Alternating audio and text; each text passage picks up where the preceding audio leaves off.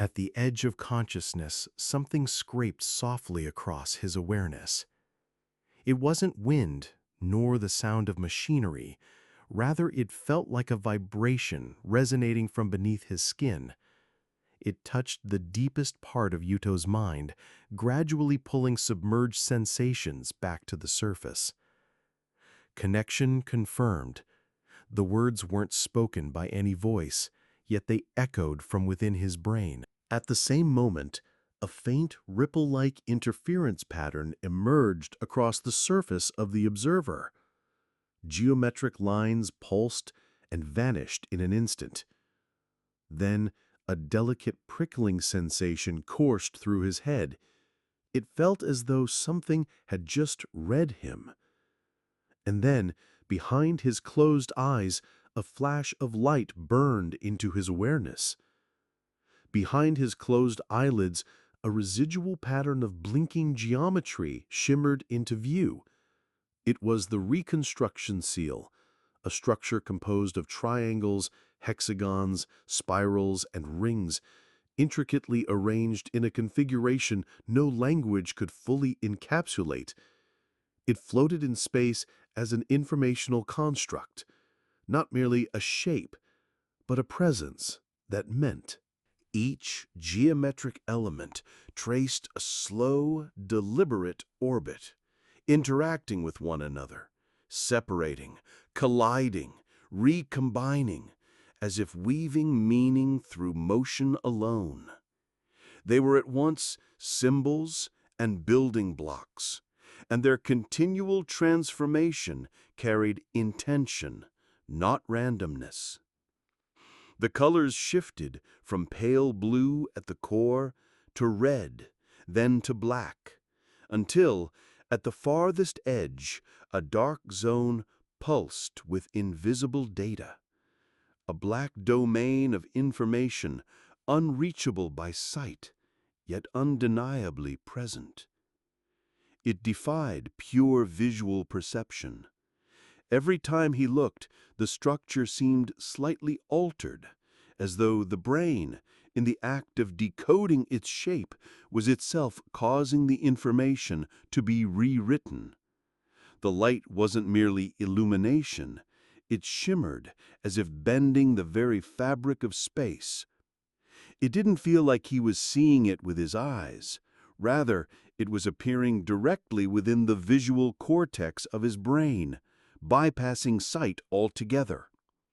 Breathing, gravity, humidity, heartbeat, everything carried a faint dissonance, like the subtle pressure of being watched by something unseen. The next moment, he opened his eyes. The space around him was silent, but something was wrong.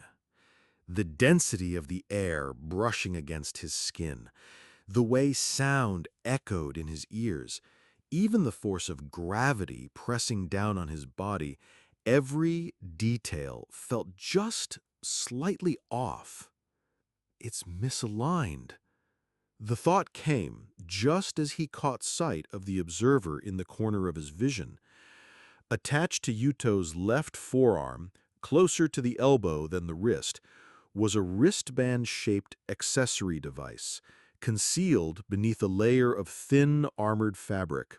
Usually silent and inert, it was now pulsing faintly, emitting intermittent waves of soft light. The casing had a smooth, elliptical design, its surface etched with minuscule geometric patterns that became visible only at a retinal recognition level.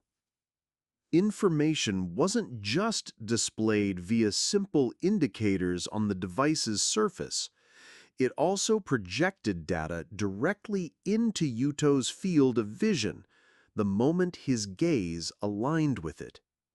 This was achieved by emitting a harmless, low-powered laser to the retina, layering an information interface onto his sight.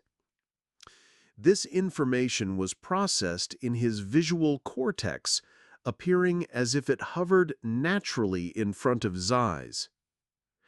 Control inputs were captured with high precision via neural signals, micro muscle movements, and changes in skin conductivity, allowing the device to respond even below the level of conscious intent. When needed, it could automatically switch to inputs via gaze, voice, or hand gestures, functioning as a seamless extension of the body. But this time, it was clearly different from how he remembered it. Hairline fracture-like patterns now marred the surface, and its color pulses flickered irregularly. Across the screen, a red warning flashed, "Protection Mode," accompanied by an error code denoting data analysis failure, blinking in and out at uneven intervals. Yuto slowly pushed himself upright. His body had been lying flat on its back against the cold floor. Just moments before consciousness returned, he had felt a strange sensation, like only part of his brain was active, floating in some weightless void, while the rest of his body remained a shell, disconnected from sensation. As soon as he tried to move, his neural signals finally began to reach his limbs. His muscles responded tentatively, as if searching for movements they no longer remembered. There was an uneasy sense that only part of him was moving, as if his body, in that moment, wasn't entirely his own. Glancing toward his feet, he noticed the console was gone. Not a trace remained, not even a hint that something had once occupied that space. There were no burn marks, no scuffed outlines, no signs of subtle displacement. The floor's structural joints flowed so seamlessly that even the structural joints were indistinguishable. Its texture and reflectivity perfectly matched the adjacent surfaces.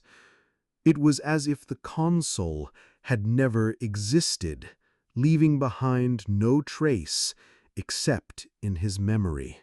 It was as if the console had been retrieved, along with the physical structure of the space itself and the information it contained.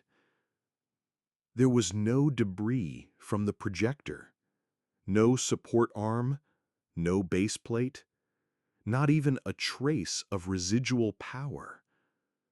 Not a single flicker of interference light from the hologram. The space had rewritten itself seamlessly, as though nothing had ever been there to begin with. It wasn't a dream. And yet, reality now felt so still, so impossibly quiet, that the dream seemed more real by comparison. Just then, faint footsteps echoed from deep within the hallway. Instinctively, Yuto dropped into a crouch. He had never been trained for this, and yet, without hesitation, his body moved on its own, slipping into the shadowed edge of the corridor. Holding his breath, he strained his ears. 2. No, 3. One set of footsteps was light, another more deliberate and heavy. The spacing between each step made it clear, whoever they were moving with intention. They knew this place. The footsteps came to a halt. Something was set down on the floor. Recording device online, environmental log syncing now. A young woman's voice, but her tone held no tremor, clinical, composed, tightly measured. Then a man spoke. Looks like this one started up cleanly too, ahead of schedule. That word, schedule, sent a subtle chill down Yuto's spine.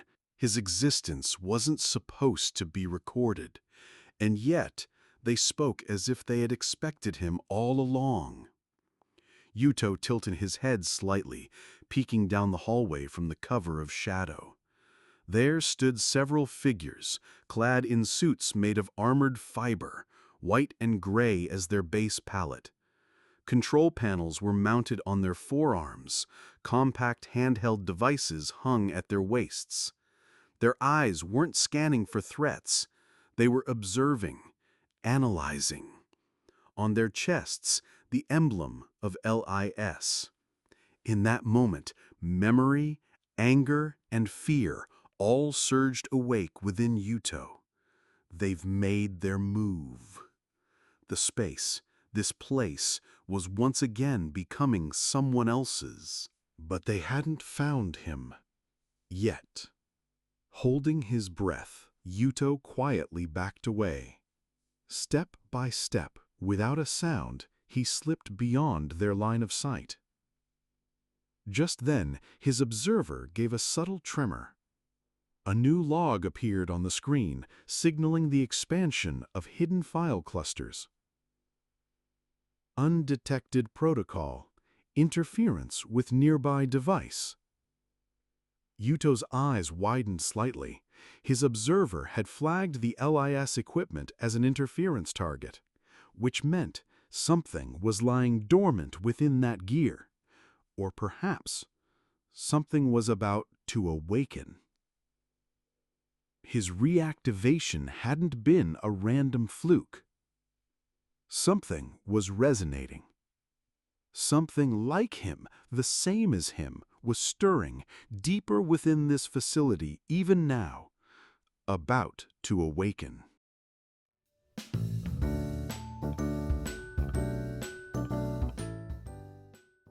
Working in L.I.S. 5 careers that shape the order of the future. Welcome to the L.I.S. Social Integration Career Guide. This program is designed for those of you standing on the threshold of your career choices to introduce the diverse and rewarding social contribution careers offered by the Life Integration Sphere, L.I.S. Core Administration Bureau. Memories are inherited and decisions overlap. In this department, which preserves and passes on records of personality and judgment, the will of humanity itself functions as part of the state's governing apparatus. Have you ever wondered who decides the fate of the world?